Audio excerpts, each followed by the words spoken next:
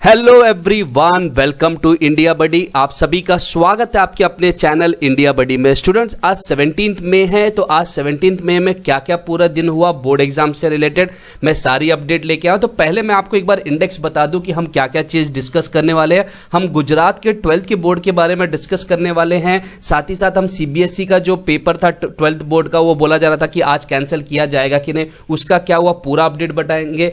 UP board के ऊपर कुछ शेड्यूल्स आए थे, उसके बारे में हम बात करेंगे। महाराष्ट्र में जो SSC के जो PIL डाला था कुलकर्णी सर ने, उसमें कोर्ट ने क्या बोला उसके बारे में बात करेंगे। पंजाब ने 10th के रिजल्ट को बना के भेज दिया और उसमें एक शॉकिंग है कि पंजाब ने इंटरनल बेसिस पे भी कुछ बच्चों को फेल कर दिया है, तो उसका इंपैक्ट बाकी स्टेट में क्या होगा उसके बारे में हम बात करने वाले हैं। और साथ ही साथ हम बात करेंगे कि कर्नाटक का बोर्ड एग्जाम के बारे में क्या होने वाला है। तो ये सारी पूरी अपडेट्स है जिनके बारे में मैं बताना चाहता हूं। असम के स्टूडेंट सोचेंगे कि असम के बारे में नहीं बताया जा रहा है, फिलहाल असम के लिए कोई बड़ी अपडेट नहीं आ रही है। एंड वेस्ट बंगाल के लिए भी अपडेट नहीं आ रहा। आपको तो मालूम है वेस्ट बंगाल में अगर आज आप देखेंगे तो बहुत ज्यादा पॉलिटिकल चीजें थी जो बहुत ज्यादा हाईलाइट हुई थी। बोर्ड एग्जाम के ऊपर कोई भी अपडेट नहीं आया। तो चलिए अब हम पूरा डिस्कस करते हैं, एक एक टॉपिक को लेके चलते हैं। तो सबसे पहले टॉपिक पे हम डिस्कस करेंगे वो है कि जो CBSE का 12th का एग्जाम था उसके ऊपर डिसीजन बोला जा रहा था कि आज आने वाला है, उसका क्या हुआ, कितना % चांसेस है और क्या है, उन सभी चीज के ऊपर हम डिस्कस करते हैं। देखिए CBSE में आज मीटिंग हुआ, HRD मिनिस्टर जो है हमारे, उन्होंने बाकी सारे स्टेट्स के एजुकेशन सेक्रेटरीज के साथ मीटिंग की है। डिसीजन भी उन्होंने अंदर फाइनल किया है, लेकिन उन्होंने उस चीज को बोला गया है कि वो ऑफिशियली 24 या 25 तारीख तक बताया जाएगा। ये मैं क्यों बोल रहा हूं पहले ही बताने को, इस चीज को मैंने पहले ही बोला था कि आज ऑफिशियली अनाउंस नहीं होगा, क्योंकि हुआ क्या है कि जो भी उन्होंने डिसीजन लिया होगा कि चलिए हम पेपर कैंसिल करेंगे या जो भी उनका डिसीजन रहेगा, और उसके बाद इंटरनल असेसमेंट इस तरीके से किया जाएगा, तो उसमें एक चीज है कि क्या ये सारी चीजें सारे स्टेट्स के लिए एलिजिबल है कि नहीं, कहीं पे कोई स्टेट्स को कुछ प्रॉब्लम तो नहीं होगी। जैसे मान लीजिए मैं बोल दूंगा कि जो पेपर होनी चाहिए वो बेसिकली इंटरनल मार्क्स के ऊपर प्रीवियस जो उनका परफॉर्मेंस है उसके ऊपर, लेकिन अब क्वेश्चन ये अराइज होता है कि कई स्टेट्स में ऐसे हुए कि लास्ट ईयर भी पेपर्स नहीं हुए, तो उसका क्या होगा। तो मतलब आप समझ रहे हैं, ये जो 4-5 दिन एजुकेशन सेक्रेटरीज को दिया गया है वो बेसिकली रिपोर्ट जनरेट करने के लिए।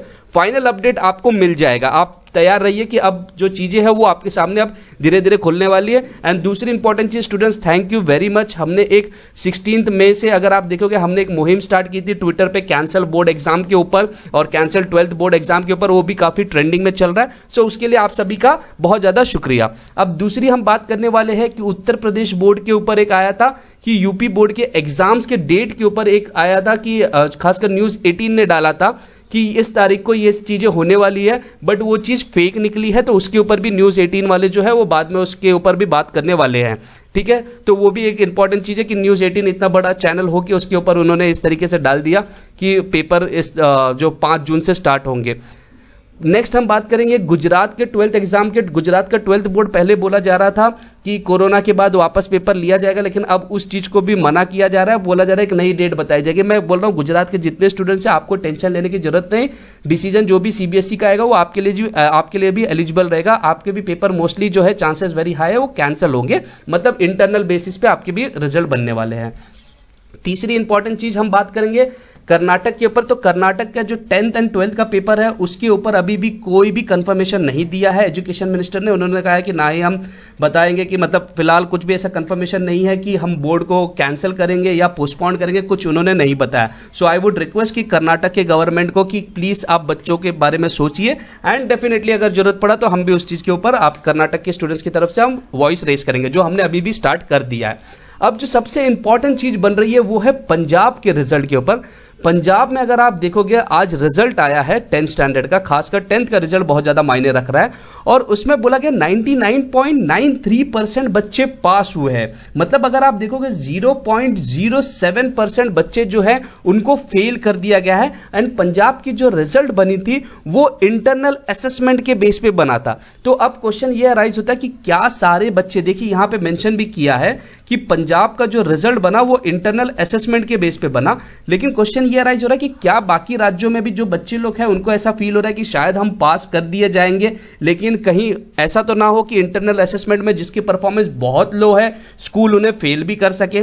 इस चीज के ऊपर भी एक क्वेश्चन आ गया है कि जो एक बच्चों के मन में हमेशा होता था कि 100% हम पास रहेंगे, वहां पे अब एक डाउटफुल आया बाकी सारे स्टेट्स के लिए भी। अब ये पंजाब स्टेट ने किया है तो जरूरी नहीं कि महाराष्ट्र में भी सेम चीज फॉलो किया जाए या बाकी राज्यों में भी सेम चीज गुजरात में या बाकी कहीं पे भी जहां पे 10th के पेपर कैंसिल किया गया है वहां पे भी ऐसे ही रहे। तो आई होप कि जहां पे भी पेपर कैंसिल किया गया है, मेरा भी एक इंडिया बडी के साइड से डिमांड है कि सभी बच्चों को पास किया जाए। एटलीस्ट दे शुड बी पास, भले मार्क्स आप कम ज्यादा कर रहे हो चलेगा परफॉर्मेंस के हिसाब से, लेकिन बच्चों को फेल ना करें, ये एक इंपॉर्टेंट चीज है। अब हम बात करेंगे जो सबसे इंपॉर्टेंट चीज था कि महाराष्ट्र के स्टूडेंट्स के पीआईएल के बाद में, कि पीआईएल का क्या हो रहा है उसके बारे में हम बात करने वाले हैं। सो पीआईएल के बारे में देखिए, दो जगह पे इसके ऊपर न्यूज़ आई है। एक आपका हिंदुस्तान टाइम्स में आया है, प्लस आपका टाइम्स ऑफ इंडिया में भी आया है, बहुत सारी चीज़ों में आ गए हैं। तो यहाँ पे हुआ क्या है महाराष्ट्र का, मैं आपको पूरा बताता हूँ। देखिए, कुलकर्णी सर थे जिन्होंने एक पीआईएल डाला था अगेंस्ट द महाराष्ट्र गवर्नमेंट, ये बोल के कि जो महाराष्ट्र गवर्नमेंट का 10th का पेपर का जो कैंसिलेशन का डिसीजन है वो गलत है, क्योंकि बच्चों को बिना पेपर के रिजल्ट नहीं देने चाहिए। साथ ही साथ उन्होंने बोला था कि जो सीबीएसई है, आईसीएसई है, एसएससी का है, उनके जो रिजल्ट के तरीके हैं वो अलग होने चाहिए, ठीक है, क्योंकि वहाँ पे क्या है, रिजल्ट के जो तरीके वो अलग है तो वो डेफिनेटली इंपैक्ट होंगे। तो जो हाई कोर्ट है उन्होंने पूछा कि एसएससी, एचएससी एंड सीबीएसई, ठीक है students, let me just clarify, SSC, ICSE and CBSE का जो पैटर्न है और रिजल्ट है वो तीनों अलग है। तो किस तरीके से फिर हम ये ना हो जाए कि बच्चों में डिस्टिंग्विश हो जाए, कि कोई डिफरेंस आ जाए उनके रिजल्ट में। तो महाराष्ट्र गवर्नमेंट को पूछा गया कि क्या आपने एसएससी के रिजल्ट बनाने का तरीका सोचा है। महाराष्ट्र गवर्नमेंट ने बोला है कि हमने अभी तक कोई भी फॉर्मूला एसएससी के रिजल्ट बनाने के लिए नहीं सोचा है। तो ये एक बड़ी बात है कि पेपर जो कैंसिल हुआ उसको कैंसिल हुए करीबन बहुत दिन गुजर गया, लगभग 1 महीना होने को आ गया, बट अभी भी उसके ऊपर कोई डिसीजन नहीं लिया गया कि एसएससी का रिजल्ट कैसे बनेगा।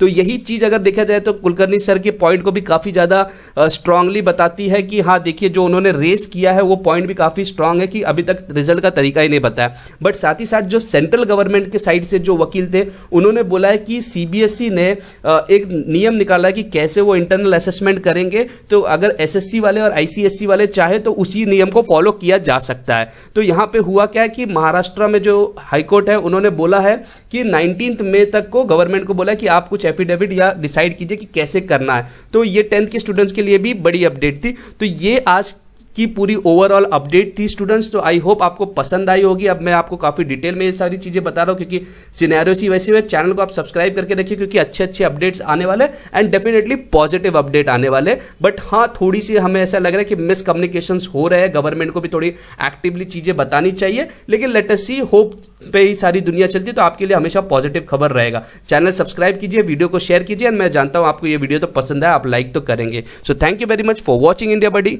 जय हिंद।